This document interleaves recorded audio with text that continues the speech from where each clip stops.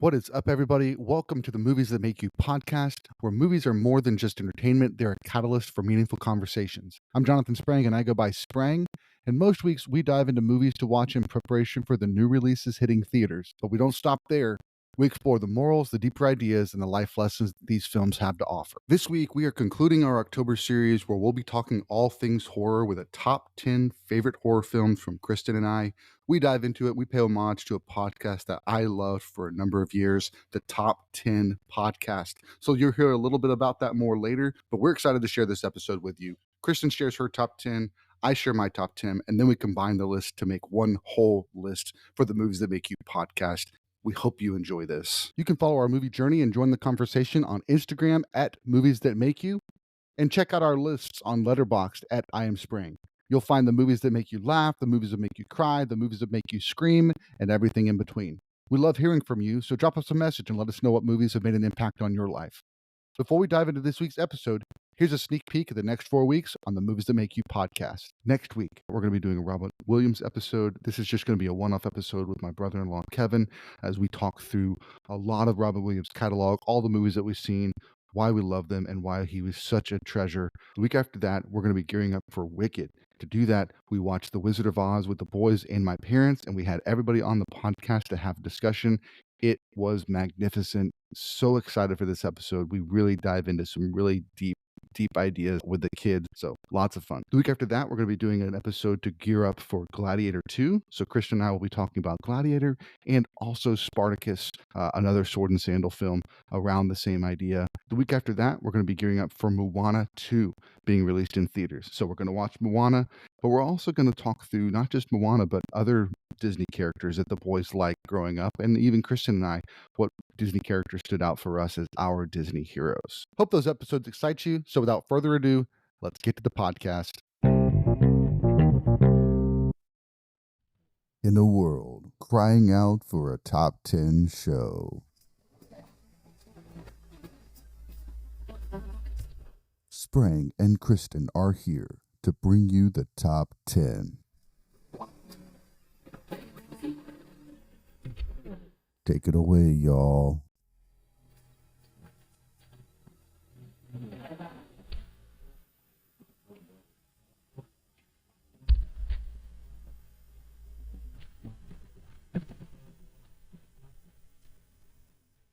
We are back with another episode of the Movies That Make You podcast. I am Sprang, and for today's episode, I'm joined by my lovely wife, Kristen.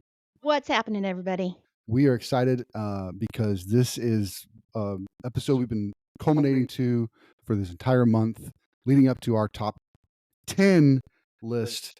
Kristen's going to do her top 10. I'm going to do my top 10 for overall favorite horror movies. We've been watching a bunch over the October season, and this is going to be a fun list to talk about. And so I'm excited. Are you excited? Yeah, I'm excited. I know you love October. This is your time, and I'm just, it's been fun to think through all the scary movies we've seen and try to figure out what I like. What's fun for me is that you actually suggested this episode. I had already kind of thought about doing something different, and you're like, we should definitely do a top 10 horror episode. And I was like, all right, since you suggested it, and you're the not so much the horror fan, but I thought that'd be fun to kind of pull it in and do it. Yeah. So we've been watching some movies for October, and I don't think any of the new ones are on my list. I don't know if they're on yours, but do you have anything that we've watched recently that's not on your list, but that you were like, oh, I kind of like that, and I wasn't expecting to? I really enjoyed Rosemary's Baby.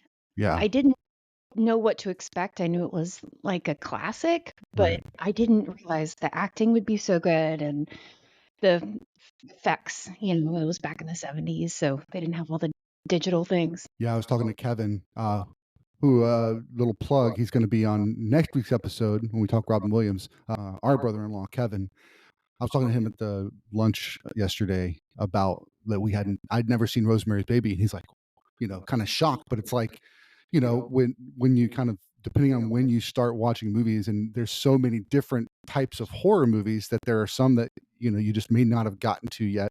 I've watched a bunch, and like we've talked about already, I've seen a bunch of these movies up until this year, just kind of rewatching them with you or rewatching with the boys. But this year, like, I really wanted to kind of hit some of these like the top best, horror movies that are out there that I just never have watched, just so I can kind of expand my horizons and kind of say, oh yeah, I've seen that now, and now I understand. And I think Rosemary's Baby was the one that stood out for me too, just Oh, because was I it? think Okay. it's on everybody's like top three best horror films of all time list. Not on my list because it it was There's too many. there's too many. And so yeah, so that one stood out to me. Um, and I think that we've just been able to see a couple of unique ones. I think Possessor was such a super unique movie. So if you haven't seen it, I would definitely check that out because it's just it's odd. It's kind of sci-fi ish, but then it's also like this, kind of weird and horrifying kind of moments and stuff. So I really like that one too.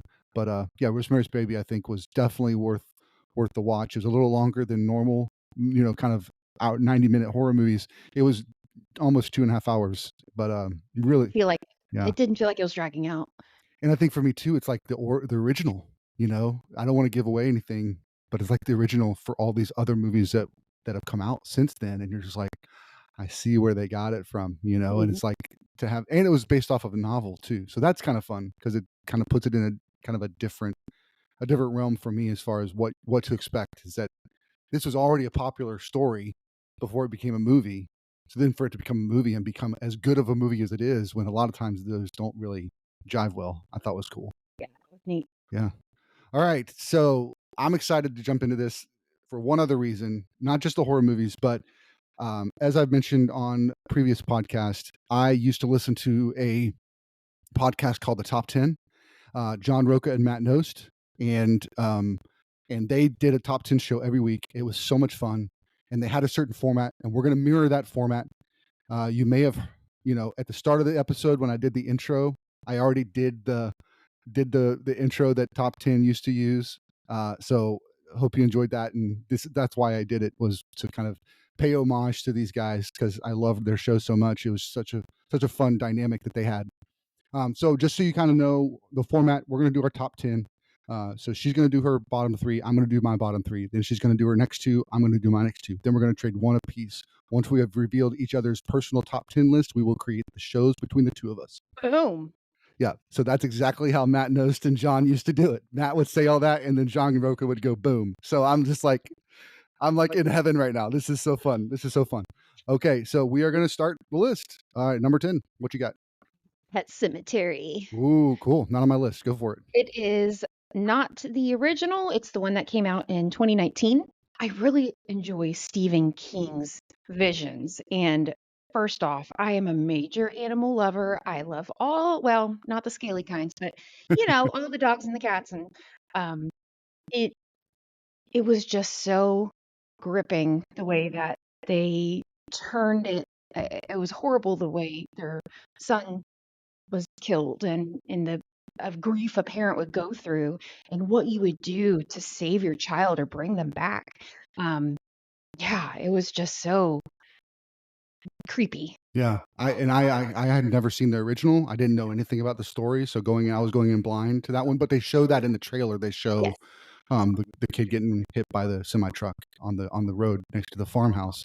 But so I didn't have anything to compare it to, but I really did like that. I like Jason Clark. Also, he played the He is dad in so that. good. I Yeah. really like his choices as an actor, and so yeah, that was cool. Yeah. I mean, I didn't know that the kid died at the beginning, and that was really shocking. Hmm. But yeah, just the whole story. Yeah, very cool. That's one that Jacob. I think he's read the book, so he's interested in watching the movie. We'll see. All right, number 9. Number 9, we have A Quiet Place. Oh, that's a punt. Oh, All right, you're at number 8. number 8 for me is Last Night in Soho. Oh, okay, And I know nice. we've talked about that one before, but I just love the setting, the costumes, the idea that she's living in two different timelines, and um, just all the things that she experiences. Yeah, absolutely. Anya Taylor-Joy plays the girl in the old timeline, and this young girl kind of interacts with her. And yeah, it's good. I really liked it when it came out. We actually just watched one with the other girl recently, Eileen, with Anne Hathaway. What was her name? Thomasin McKenzie. Yes, and she was in Eileen with Anne Hathaway. That was a really interesting and kinda creepy movie too. Mhm. Not a horror movie necessarily, but it's definitely like a little I'd seen that and then, but I liked her in this too. Oh, she was also in M. Night Shyamalan's Old as the Oh, girl that's daughter right. was getting older, she was like the teenage version, Yeah, so that was a good one too. yeah. Yeah, but I liked Last Night in Soho. It's one of those movies that you see the trailer and you don't really know what is going on, and you should just show up and you just trust that, like, we're gonna have a good time, and then we definitely did. Yeah. Alright, cool. My number 10, Blair Witch Project. Ooh, go for it. Yeah, Blair Witch. This was one that what's funny is, like I'll mention this now too, is that it's funny to me that the way that I put my list together. So when we were talking about the indie horror films, I knew there was at least one from the indie world that was going to be on my top 10. So I was like, let's not put that one on either of our lists. We're going to talk about it later. So let's just hold off on that one because I want to give space to these other films that people haven't heard of or whatever. And so with Blair Witch, I didn't put it on my list, even though it was an indie film. I didn't put it on my top 5 list for top 5 indie films, but it's on my top 10 overall horror films. I think the way that my mind approached some of these conversations was around, like, I just think about it differently when I think about the top 10 horror. And my top 10 horror is my favorite horrors. And so it's probably going to adjust over time, but this is my first time putting a top 10 list together. So Blair Witch Project number 10. It was, I don't know that it was the first, but I know it was the first wide spanning, huge found footage horror film. And it spawned an entire genre of another like genre with it, subgenre within the horror genre of found footage films. And Blair Witch was the first one. And the biggest conversation around it when it first came out was they pitched it like it was real. And you go into the movie and it shows the stuff at the beginning is like, this footage was found in this woods. And so, I mean, me and my friends went in thinking this is real. And in the back of our minds, I mean, I knew like no, it's not real. It's not real, but it definitely felt real. And there's so many amazing moments in that film. I think if you haven't seen it, it's definitely one you need to watch because it's just these three college students taking a VHS camera in these woods to try to find this witch, and they just get lost and they get sucked in, and they get all this crazy stuff happens, and it's freaky and it's scary, and it's just it's awesome. And it, like I said, the reason it's on my top 10 is because it spawned a genre. It spawned an entirely new subgenre. So like Paranormal Activity wouldn't be here without Blair Witch, and then there's a whole bunch of other found footage horror movies that came out after this that is inspired by this. So that's why it's on my top 10. And that was such a fun movie. I remember in high school, I think I was 16 when it came out, and that's what you did. You walked around, you had your VHS camera and you Hmm. do footages of you and your friends or whatever. Um, and it just seems so real. Yeah, absolutely. Cool. My number 9 is a classic, Psycho. Oh, no, I don't have that one. So, Alfred Hitchcock, one of the one of the best horror movies of all time. It's number 9 on my list, because these other ones I just have liked more and watched more, but I felt like I needed to put this one on there because it's it did so many new things. Again, like Blair Witch did. Alfred Hitchcock changed the world with Psycho. Story of a guy and his hotel, owns a hotel, and this young girl comes to see, she's trying to escape uh, something that happened in the city, and so she comes to this hotel and ends up getting killed. And it's got one of the most famous sounds ever. Everybody, even if they've never seen Psycho, they know the sound, and it's the and it's just it's in all these. It's been used so many times. Also, the shower scene, the scene where the camera is looking at the shower head, was the first time that had ever been done before, and it's been copied so many times. Like just the way that he had to do to shoot that so that the water didn't hit the lens, and like it's just the creativity of of him in trying to put that movie together. It's just so revolutionary, and then the twist at the end is just it's just bonkers. And so it's the reason that it's on my list, and it's the inspiration for so many people that making horror after that too. In like Michael Myers, don't they use that? Or was that I think it's just different sounds. okay? Yeah, I'm glad you mentioned that because it's definitely like that sound is so recognizable and so permeating of the whole genre. those kind of stabbing notes, and he was the first to do it. So cool. Anything else you want to say about Psycho? No, I thought it was just a really well done movie for being shot in 1960, or at least released then. It was creepy. Yeah, I remember it was one of the first black and white films we watched because I Yeah, was like, I want you to see this because it's classic. And you're like, okay. And when we got done, you're like, wow, that was really good. yeah, And it's just when when things look different and look old, like I get it. It's like kind of like me with Rosemary's Baby, or even what we just watched last night, Poltergeist. I never watched it before, but we watched it, and I'm like, it's really good, yeah. really good. But it's sometimes like I kind of get in my own little lane and stay there. So cool. All right, my number 8, Friday the 13th. Oh, go for it. Not on your list. No. No, didn't think so. I talked about this on the Horror Icons episode, so I won't go too in depth on it. But this movie in itself is just it deconstructs the genre. If you kind of think about Psycho being possibly the first like slasher film, because it's somebody killing others and showing it in blood and all that stuff. What they did, and we'll get to another movie that came out after that kind of defines a new genre. Friday the 13th kind of flips it on its head and does something completely different with it. So I had to put it on my list, and it's rather low on my list, but I put the original on there and listened to the Icons of Horror episode to find out more details. But it's so amazing, the twist of the inspiration or the reason for the motivation, I guess, for the killer, why they're doing it, is so relatable. Of course, we don't all go that direction, but it's relatable. And then just the scares, the gore.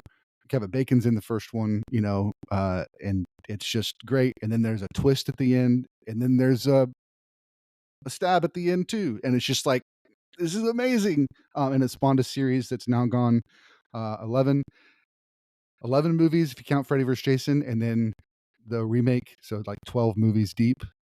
Is All great, but not all great. they tried. And we talked about the high points. It definitely trailed off at the end, but I would say that 1 through 6, 1 through 7 is solid, and then you kind of get some funniness up there. But yeah, it's good. All right, what's your number 7? Number 7 is The Exorcist. Ooh, okay, not on my list. Go for it. 1973, with Linda Blair. I find it just wild that she physically had some effects from shooting this movie um, in her life. And it was just odd. I did not grow up Catholic, so I'm not really familiar with like priests and exorcisms and what's going on. But just seeing her play a possessed demon was just so good. And I mean, there were some really vulgar, shocking moments in there, which I was like, oh gosh. But you think about the devil taking over a person's body, that's probably what he's gonna do.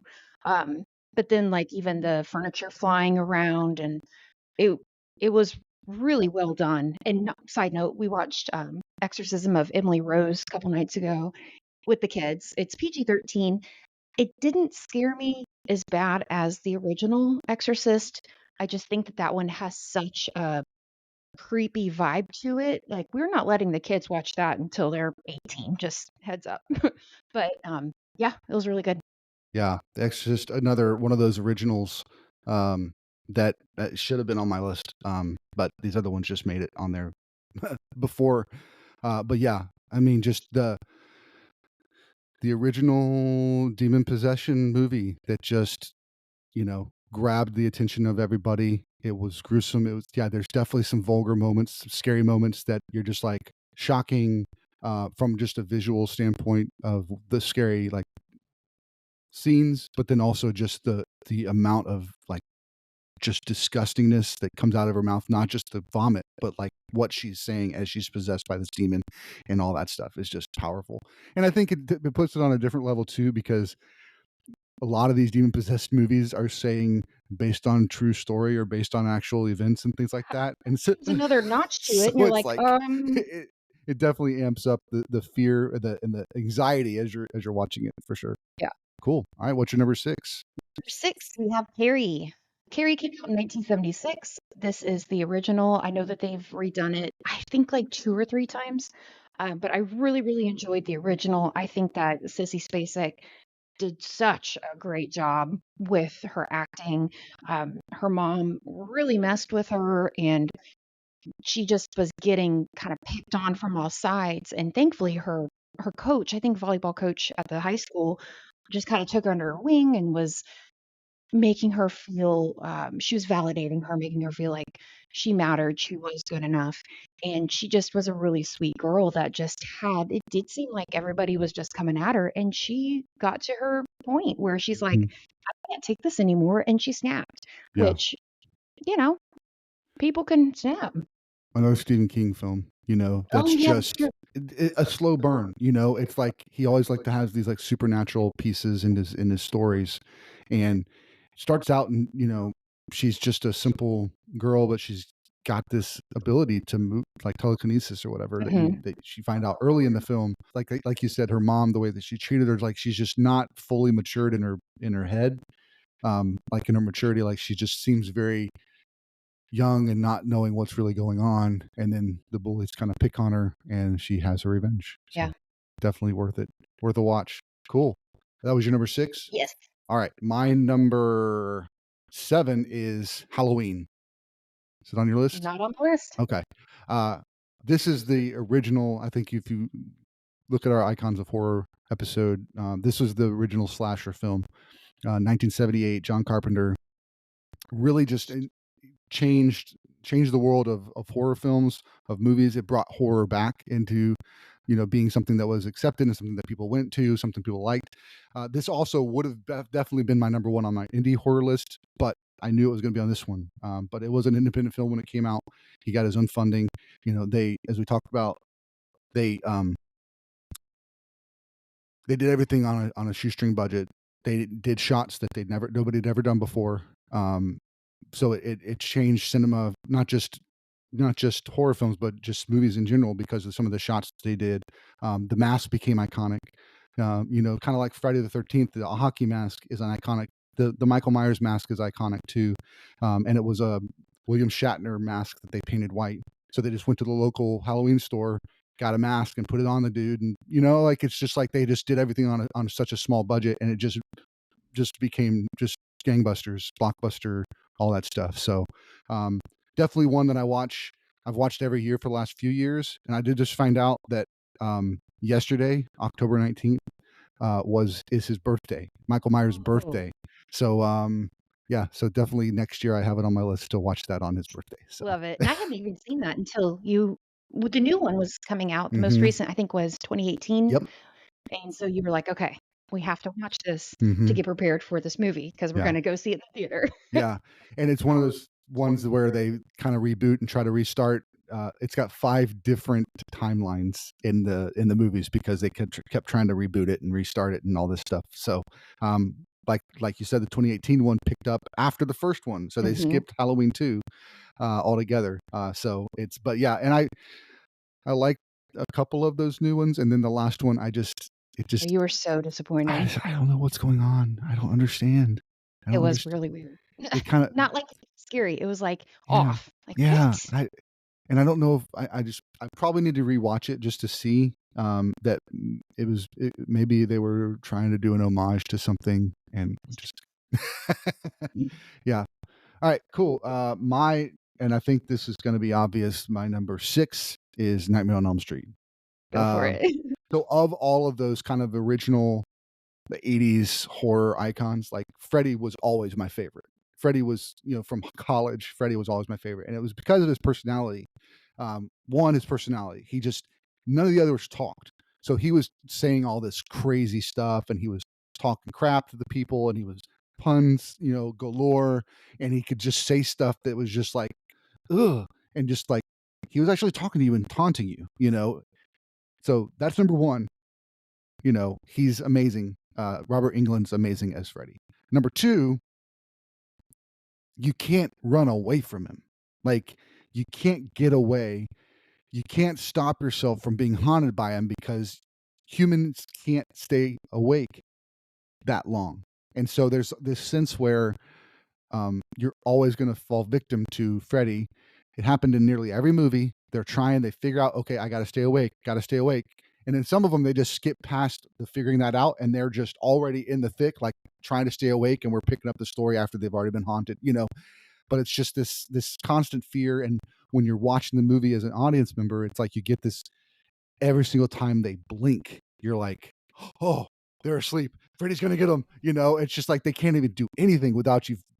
So there's that sense too. The first one, I have the first one there as the representative of this series, but part of that too is just because of the scariness of what happens, and the kills in that movie are just really gruesome. It's probably one of the most gruesome of those three. So Jason, Michael Myers, and Freddy. Freddy's got the most gruesome kills in all three of those original of those series. So yeah, that's why it's higher than the others. Is because I liked it. I liked it more. Gruesomeness. Yeah, yeah, And I'm not one for blood and guts and all that. That just kind of grosses me out. So that's probably why those didn't make my top. But I completely recognize their classicness. yeah. All right, we've reached our top five. What's your number five? Number 5, we've got The Others. Ooh, nice. That's a good one. So Nicole Kidman is the mom and the wife in this movie, and she's with her kids in this old house, out separated, out like in the woods. Um, and it's creepy about it. She's waiting for her husband to come home, and her kids have like this photosensitivity, um, where they can't go outside. It will affect their skin. And so it's just very dark. Um, and then the daughter starts seeing ghosts. And so it just kind of gets really creepy. Well, then there's a twist. I'm not going to reveal it if you haven't seen this, but that's what made me love this movie so much Yeah, because like it does have a few jump scares and some really creepy one scene where, this girl's just you see her back and she's just playing with her doll and then she turns around and it's this old lady and you're like, "What?" And um this came out in 2001. I feel like it just has held up. I definitely would think, if we wanted to watch it with the kids, that yeah, would be a fun one. yeah. It's definitely on the list for the PG-13s. It's just not available for streaming right now. But it might be one that we purchase because it's on your top five. I I mean, know. we should just own I it. think we should just do it today. Let's just watch it. All right, sounds good.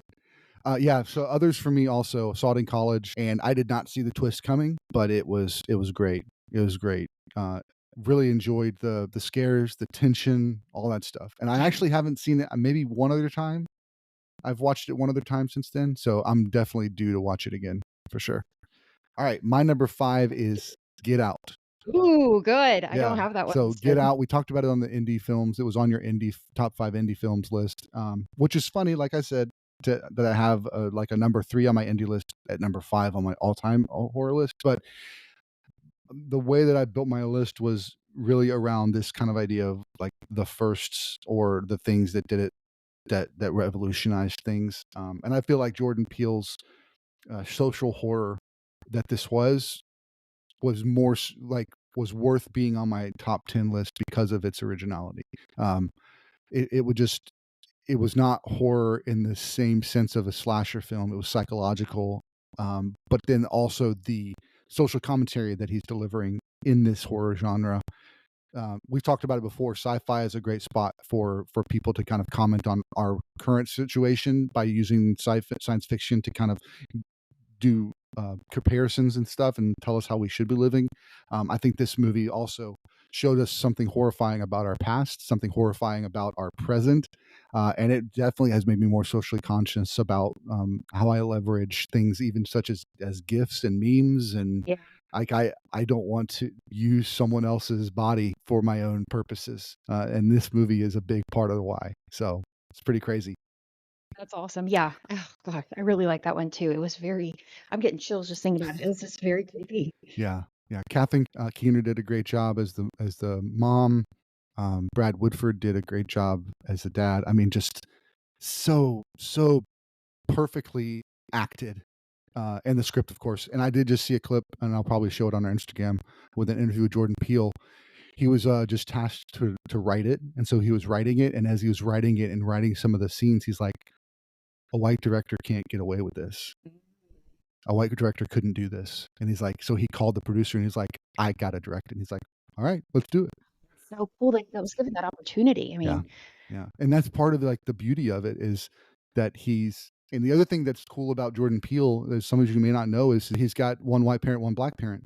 So he's coming at all of these ideas from a unique perspective, but that also has comparative analysis from both sides of the conversation. because he understands. So he Yeah. understands it from both directions, and he's faced it on both sides. So there's this sense where he and Keegan Michael Key both have a unique perspective that they're allowed to speak and touch on things that most people can't because they are in that position. So I'm really excited to kind of see what he's doing up next. It's coming out. He's already been just teasing it, but he's like, I'm not giving away anything. They're just going to have to wait. Like it's just great. So, all right, what's your number 4? Number 4, Black Swan. Ooh, nice, good choice. Go for it. Oh, I was so excited.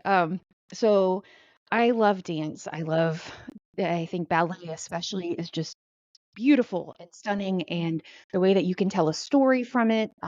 So to back up into this movie, it was with Black Swan. It's a classic. I think it started in Russia, but about the swan who was a pure white, clean, good-hearted, and just slowly turns into this dark black swan. And so with this character, Natalie Portman played it. She typically in this ballet, there would be two dancers, two principals, one do the black, one do the white. Well, the director in this one wanted her to play both. So you see her transition from a goody, follows the rules, I mean, all the way down to completely making these choices that she normally wouldn't have done. But the ballet director is pushing her to be better, become this black swan because she plays the white swan so well. And he's like, no, I see it in you. I know you can do it. So just her transition through it. It's a very, I mean, there's eating disorder, there's some self-harm, so it can be triggering just for those if you've suffered from either of those. And an obsessive mother. Obsessive mother, yes, perfectionist, and just that weight that this dancer has felt. Um, I mean, all the way to the end where she fulfills the actual dance. I'm just going to leave it at that if you haven't Yeah. seen it. But I also love the music. I thought it was really good. And what I really enjoyed too about Natalie Portman was that she took ballet. She actually studied and practiced to be in this role, which for actors, which they have to like either gain weight or lose weight or learn a craft. I think that's phenomenal. Yeah.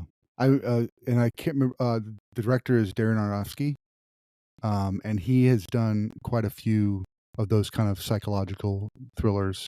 All of them have like a twist or have a dark side to them, but I remember hearing interviews with her saying like they'd wanted to do this for a very long time, and I think she actually grew up doing some ballet, Yeah, and she did.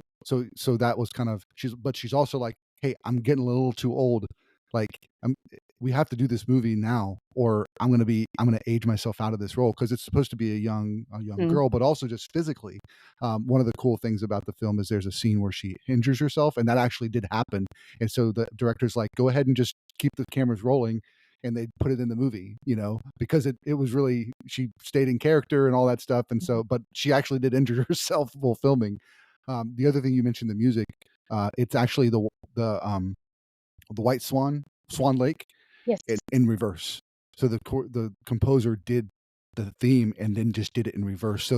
Yeah, So that instead of her rising, it was her descending. So love that. pretty It's cool. cool concept. But yeah, Darren Aronofsky is on my list of one of those types of directors that just really, like, if he does something, I want to watch it. And it's because he's just really good at doing that psychological, like, thriller horror. Just and I actually saw it when it was on the up for Best Picture that year, and I went to go see the top 10 of those movies, or the 10 Oscar nominations at AMC theaters, where they showed them all back to back. So Mhm. it was so cool, and that was the second time I'd seen it. But Mila Real Kunis was in it too, and I Mhm. just thought, like, her performance was, Yeah. fantastic as well because, we've seen her in, like, the '70s show, and she's And comedies, Friends with Benefits or yeah. something like that, Just Friends, I'm not sure which one, but Yeah. they're just she's kind of funny and not really too serious, but here Mhm. it was like she seriously took it. Yeah. Yeah. Plays the understudy and then And the dark, yeah, the because dark, Natalie yeah. was more of the light at first, and then she Yeah. becomes the dark, so Yeah. yeah, Awesome. definitely. Great choice. All right, my number 4 is the punt from earlier, A Yes. Quiet Place. So I have it at this point on my list, because I remember we watched it recently with the boys to gear up for day 1, and I was just talking with Jacob after it, and I was like, "Man, this is the ability to tell a story, a visual story, which movies are a visual story, visual medium, and without having with very little talking, very little dialogue, very little script. It's just acting and visually showing you visual cues, and the fear of everything.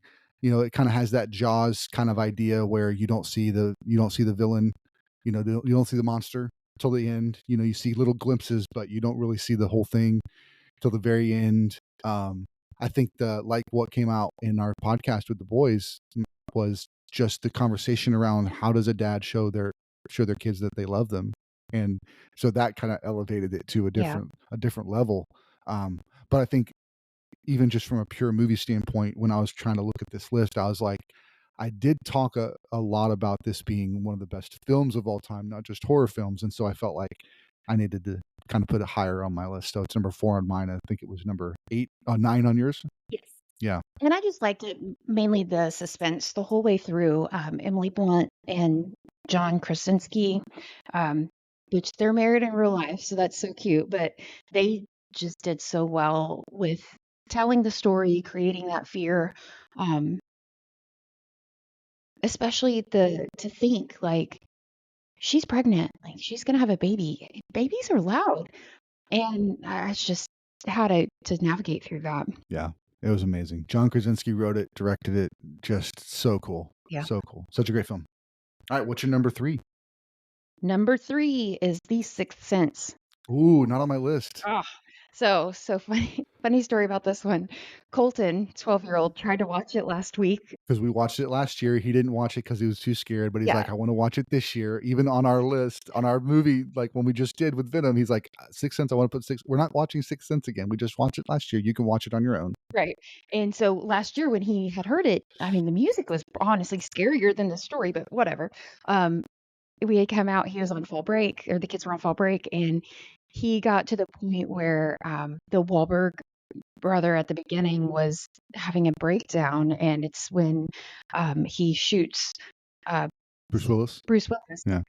And all of a sudden I hear click, click, and then, NFL or NBA, something on the Xbox comes on, and I was like, "What are you doing?" And he goes, I didn't wanna watch it anymore, it was too weird." And I'm like, "Okay." He didn't even give it a chance, but Yeah. anyways, the reason why I like this one so much is that I didn't know the twist. Mhm. I didn't figure it out.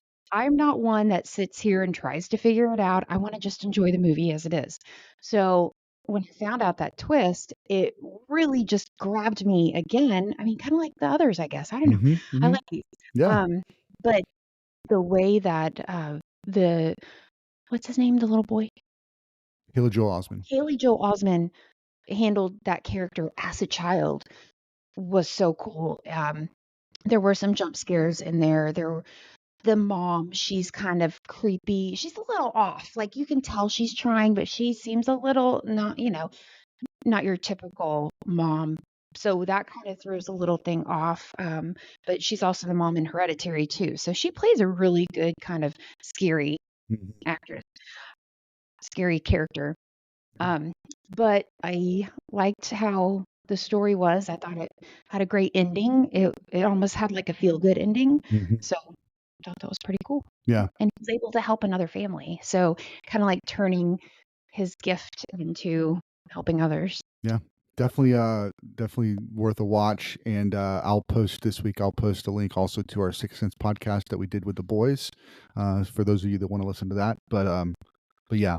It definitely a great movie. M. Night Shyamalan's first movie really uh, put him on the map, and I think that twist was one that very few people saw coming. I think your sister is the only one that ever saw it coming, and Kevin was mad at her for telling him in the middle of the movie. Because he doesn't want to know. He He's doesn't like, want to, he's I'm like, here to just, enjoy this he's movie. he's trying very much not to try and figure it out because he wants the movie to guide him. So yeah, very good. Yeah, great movie. I'm glad it's on your list. My number 3 is Silence of the Lambs. Oh man, I didn't include that one. I didn't even think about it. Yeah.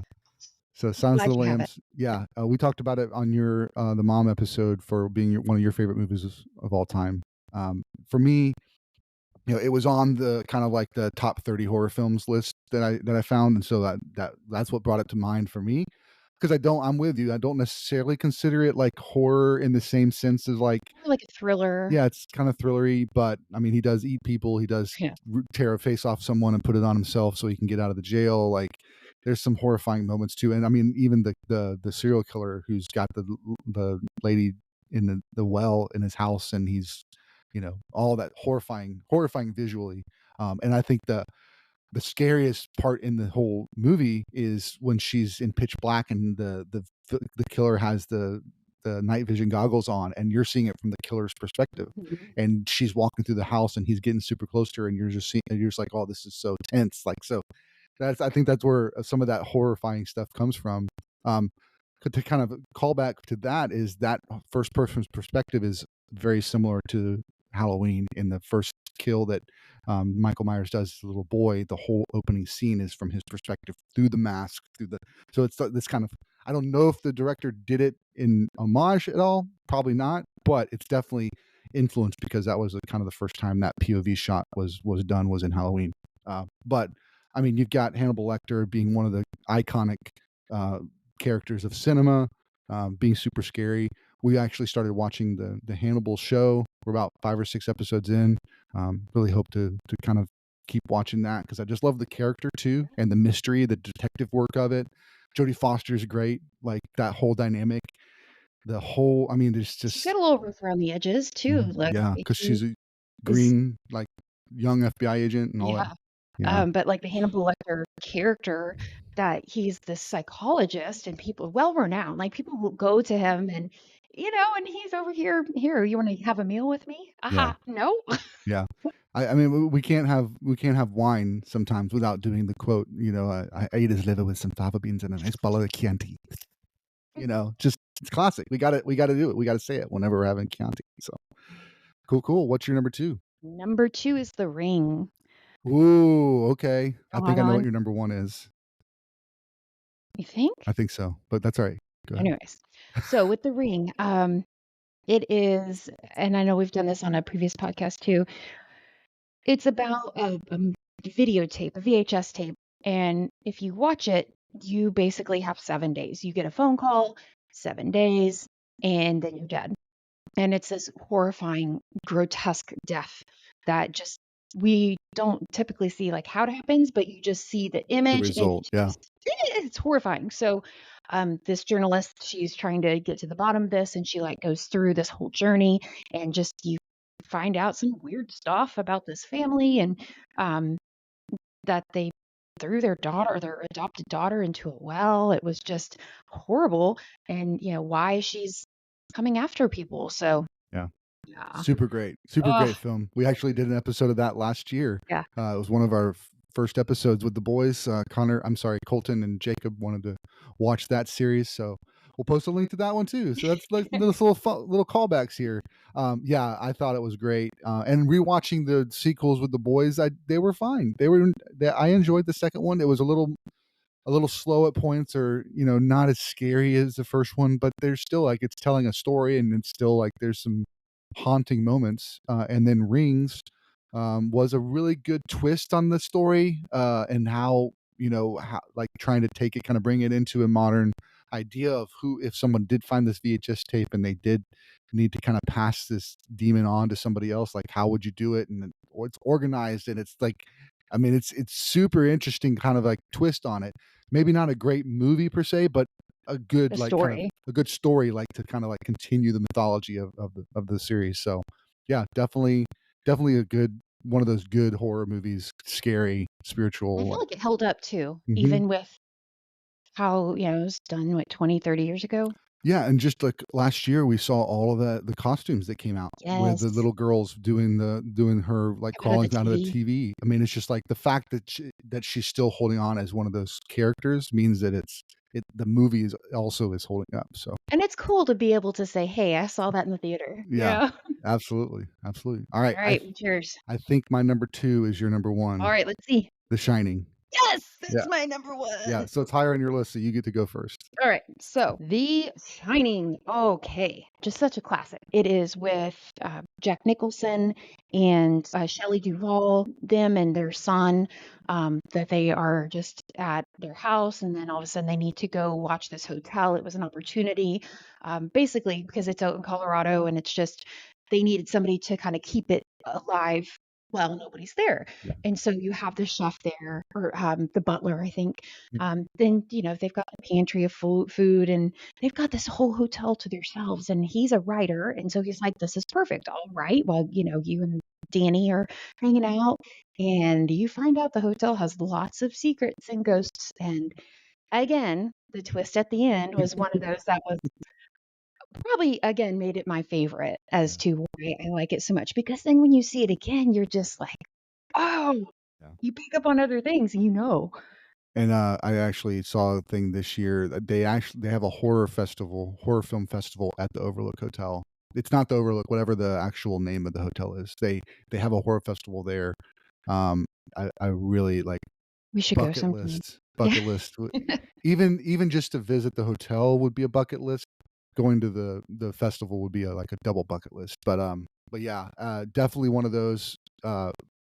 Jack Nicholson, here's Johnny moment, like that in itself is super scary. And so just yeah, the tension, another Stephen King story, who he famously didn't like this iteration, but Stanley Kubrick, I mean, is just a great storyteller, visual storyteller. Um, and one of the things is if you watch this film, he saw Stanley Kubrick was the director. He saw every frame as a an oil painting. Like imagine that it's a museum, and he wants every single frame to be frame worthy, to be able to be in a museum. So that's how he shot where he wanted actors to be. Famously, he did multiple takes because the actors weren't getting it right. Things like that. Like he's super super strict on. He has a vision in his head, and you're going to do exactly what I said. You have no freedom. Like there's just this sense of how he saw directing, and there's guys like that, that are more strict on that. And he was one of them. And his films are notoriously like super detailed. And but if you watch that movie and kind of keep that in mind, you start to notice like, man, this just the way it's shot, the angles, the You're movement. there. Yeah, it's so. I mean, the way the camera follows the axe in that one scene is just like nobody had ever done that before. It feels like, it's just so beautiful. And then of course the classic where Danny's riding his tricycle through the hotel hallways is just great. And we actually just, Mhm. yeah, we saw a little, Star Wars mashup where it was R2D2 and then two C3POs on the other end or whatever. Yeah. Oh no, it was two R4s. Anyway, so it's, yeah, such a great movie. Jack Nicholson, He's man, next level. yeah, He's just man, he's yeah. scary. And even to look at him now, you're like, are you really? I know we just Smile 2 just came out a couple weeks ago as of this, and his son is in Smile 2, and he's doing a smile, and it's just like, oh, that's so Jack. That's amazing. So Is it the it's guy at cool. the beginning of that? Not the beginning of the trailer, but Okay, he's in the posters, and it's and I'll show you the clip to after. look. But it's really cool that and it might be his grandson because he's pretty old now, so it's Yeah. probably his grandson. But yeah, very cool. Love that legacy. All Yeah. right. All right. Oh, My number one yes. is Scream. Oh, It yay. had to be Scream. It I had to do. be. I had not really seen. I mean, Ghostbusters. I think was the only scary movie I watched as a kid and as a teenager. We didn't. I went to the movies with my parents all the time, and my mom and stepdad, but I didn't really go see scary movies because they weren't into scary movies. So the first movie I went to that was scary was Scream in the theater at 16, and I was just like, it unlocked something in me. And a lot of people have even said, I just saw it this week actually. Another podcast was talking about it, and that the opening sequence is just one of the best opening sequences of movies ever. Like it's just the timing is great, the suspense is great, the movement's great. It's got the perfect part of playfulness at the beginning, and then it just slowly drifts into, okay, this is getting a little creepy. Then there's a turn, and now it's super creepy, and now it's scary. Well, then you go after watching the whole movie, and you get the twist at the end. You watch that first scene, and you realize, oh my gosh, oh my gosh, it's just so great, so Drew great. Barrymore was in the opening Drew scene, which is so Barrymore fun. famously was asked to be Sydney, and she denied it. She said, "I don't want to be Sydney. I want to be this girl."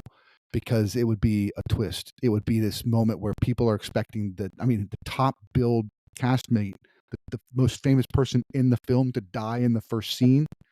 That's going to shock people, and that's what she said. And so they did that instead. And man, it's yeah, you're right. I mean, it's perfect. And famously, later in the series, there's one of the movies has like six cold opens, Yeah. and it's all famous actresses being killed. Like, and then it's like, and then it's like, oh, Like, let's skip to the wait, next. what? It's so funny. But yeah, I mean, I had to put it number one. It'll probably always be number one because it introduced me to this whole thing. It introduced me to this genre, the series, the old kind of slasher series, and yeah, so it's just so amazing. Love it.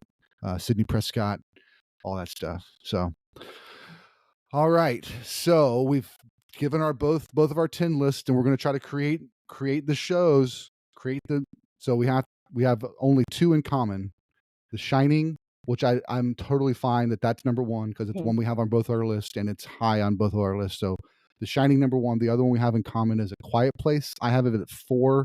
You had it at 9. Where do you think that's good enough to be at number 2, or do you want to put or do we want to put like my number 1 at 2 and then put Quiet Place at 3, something like that? Yeah, let's do that.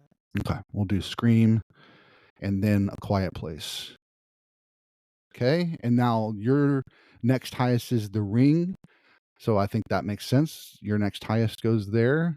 And then my next highest is Silence of the Lambs. Do you have a problem? That one should go above The Ring. Okay. And then The Ring. And then my next highest is Get Out, but yours is Black Swan. Yours is number 4 and mine's at 5. So Yeah, I Black like Black Swan. Swan and Yeah. then Get Out. So that means we have Swan, we have The Others, and Get Out equal. Do you have a preference? Yeah, I think Get Out would trump over Okay. the others. And then The Others. We got 2 spots left. Carrie versus Nightmare on Elm Street. Or if there's another movie on the list that you're like, I definitely want this on, we can definitely put it. Exorcist. All right, let's do Exorcist at 10. And then which do you think, Nightmare on Elm Street or Carrie at number 9? I like Carrie better, but I'm sure you like Nightmare on Elm Street better. So I don't know. I feel like how do we duel this out? We flip a Is it a coin. strength We challenge? flip a coin. You have a coin. So arm wrestle. Okay. So your heads and tails. Okay. Heads. So that's me, right? That's you. All right. It's Nightmare on Elm very Street. detailed, guys. All right. So here's how we go from here is that you got to do a little drum roll and you got to do at number 10 and then at number 9 and I'll say what they are. All right. So let's do it. Let's do the countdown. Here we go. At number 10. The Exorcist. At number 9. Nightmare on Elm Street. At number 8. The Others. At number 7. Get Out. At number 6. Black Swan. At number 5. The Ring. At number 4. The Silence of the Lambs. At number 3. A Quiet Place. At number 2. Scream. And number 1. The Shining. Oh, Woo! got it. Yes. Awesome. That was a lot of fun. We did it. We made it. We made it through. Definitely a fun time, and excited to put that up on Instagram, so you'll be able to see the whole top 10 list, everybody. But not till the end of the week. I want you to listen to the episode. Hopefully everybody will be able to listen to the episode, and then we'll And put it up.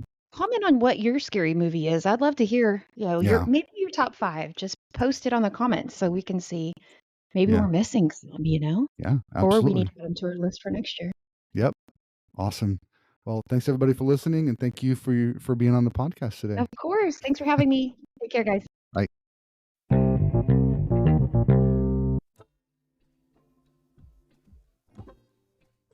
Thanks so much for listening to the Movies That Make You podcast, where movies are a catalyst for meaningful conversations. We hope you'll give us a like, a share. Let us know you were here over at our Instagram at Movies That Make You. And don't forget to subscribe so you never miss an episode. So until next time, keep watching movies.